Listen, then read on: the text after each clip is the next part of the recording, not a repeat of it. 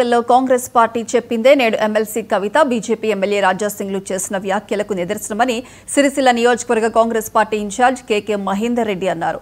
కాంగ్రెస్ పార్టీని ఓడించేందుకు BJP, BRS కుమ్మక్కయ్యారని ఆరోపించారు.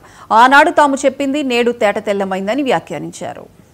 ఆ రోజు 2023 సంవత్సరంలో జరిగిన అసెంబ్లీ ఎన్నికల్లో కాంగ్రెస్ పార్టీ చాలా స్పష్టంగా చెప్పడం జరిగింది. అలా ఈ రాష్ట్రంలో కాంగ్రెస్ పార్టీని ఓడించడానికి బీజేపీ, టీఆర్ఎస్ రెండు కూడా కుమ్ముక్కు రాజకీయాలు నడిపిస్తుంది.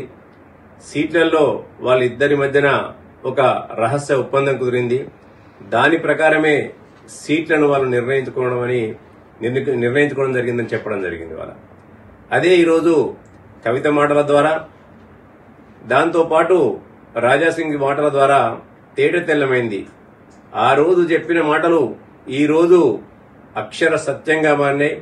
ఈ రాష్ట్రంలో బీజేపీ, బీఆర్ఎస్ అంటే ఆనాటి టీఆర్ఎస్ రెండు కూడా కుమ్ముక్కు రాజకీయాలను ఈ రాష్ట్రంలో నడిపిస్తూ ఇవాళ కాంగ్రెస్ పార్టీ పైన కుటిల రాజకీయ ప్రయత్నాలు చేసి దాన్ని ఓడించాలని ఒక కుటిల ప్రయత్నం చేసిందనేది తేటతెల్లమైంది. ఇవాళ ఏది ఏమైనప్పటికీ కూడా వాళ్ళు పన్నిన పన్నాగాన్ని ప్రజలు ఎక్కడ కూడా విశ్వసించకుండా